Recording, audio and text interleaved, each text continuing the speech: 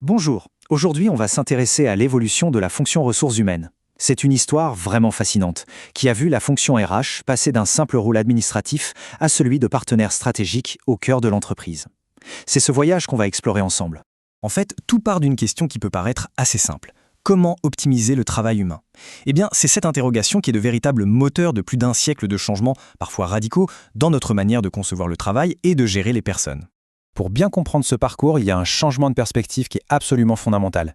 On est passé d'une vision où l'humain est un coût à maîtriser sur le court terme à une vision où il est considéré comme un investissement, une ressource précieuse à développer sur le long terme. C'est toute la différence entre l'administration du personnel et la gestion des ressources humaines.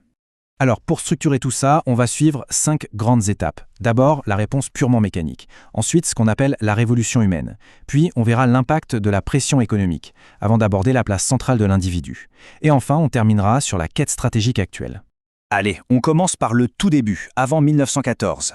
À l'aube de l'ère industrielle, la première réponse à cette question de l'optimisation, elle est mécanique. On voit le travailleur comme un simple rouage, une pièce interchangeable dans une immense machine productive. La philosophie qui domine tout à cette époque, c'est bien sûr le taylorisme. L'idée de Frédéric Taylor, c'est de trouver la seule et unique bonne façon d'effectuer une tâche. Et pour ça, on analyse, on décompose tout en gestes simples, répétitifs et surtout chronométrés. Concrètement, ça donne quoi? Une spécialisation du travail poussée à l'extrême et un contrôle très strict, très disciplinaire. L'individu, à ce moment-là, n'est vraiment vu que pour sa capacité physique. D'ailleurs, le recrutement était souvent fait par ce qu'on appelait des sergents recruteurs.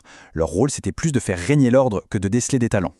Mais bien sûr, cette approche purement mécanique avait ses limites. Elle était incomplète. C'est là qu'une nouvelle façon de penser va émerger. Une pensée qui va enfin reconnaître qu'il y a une dimension psychologique, des dynamiques sociales chez les travailleurs. Le premier grand changement est d'abord administratif. Dans les années 20 et 30, avec les grandes lois sociales, comme celle du Front populaire en France, le droit du travail devient de plus en plus complexe. Il faut donc des spécialistes pour s'assurer que l'entreprise respecte la loi. C'est comme ça que naissent les premiers bureaux du personnel, qui sont en fait surtout remplis de juristes. Mais on ne s'arrête pas là. Après 1945, on entre dans la période de forte croissance des 30 Glorieuses. Et là, on se pose une nouvelle question, bien plus profonde. Qu'est-ce qui motive vraiment les gens au travail ?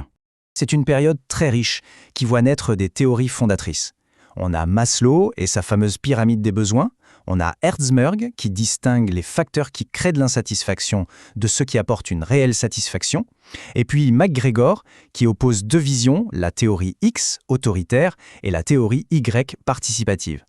Ensemble, ces théories vont vraiment enrichir la compréhension de la motivation humaine. Et tout cela est parfaitement illustré par les travaux de Delton Mayo. Ces expériences à Hawthorne ont montré quelque chose d'incroyable. La productivité des ouvrières augmentait non pas à cause des changements matériels, mais tout simplement parce qu'on s'intéressait à elles. Le simple fait de se sentir considéré, valorisé, changeait tout. C'est la naissance de l'école des relations humaines.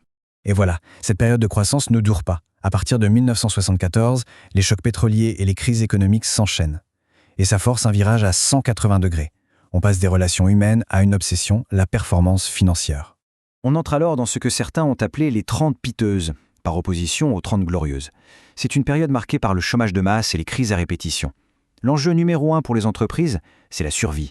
Les règles du jeu sont complètement bouleversées.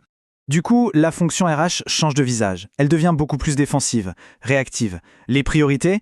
Réduire les coûts du travail, chercher la flexibilité à tout prix et s'aligner sur les objectifs financiers.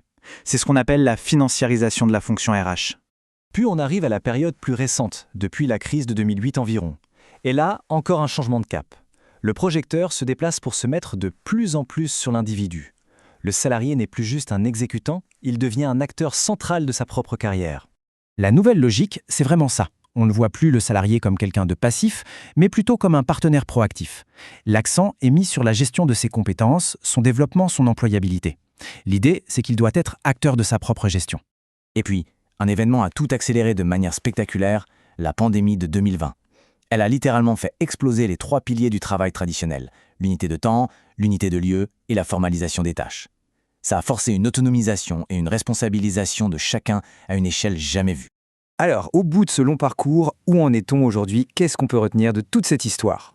On voit une évolution très nette. On est parti d'une fonction qui était là pour appliquer des règles et gérer les coûts, pour arriver à une fonction qui est maintenant au cœur de la stratégie de l'entreprise et qui participe pleinement à son développement. Pour résumer, la grande transition, c'est le passage de l'administration du personnel à la gestion des ressources humaines.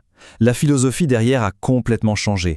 On ne dit plus « les personnes sont des ressources », mais plutôt « les personnes ont des ressources ». Et le rôle de l'entreprise, c'est de les aider à développer ces ressources pour créer de la valeur ensemble. Et ça nous laisse avec une question ouverte pour aujourd'hui et pour demain. Si la gestion des personnes devient une responsabilité de plus en plus partagée, alors qui est le vrai gestionnaire des ressources humaines aujourd'hui? Est-ce que c'est encore le DRH? Est-ce que c'est le manager de proximité? Ou est-ce que finalement, c'est le salarié lui-même? La question reste posée.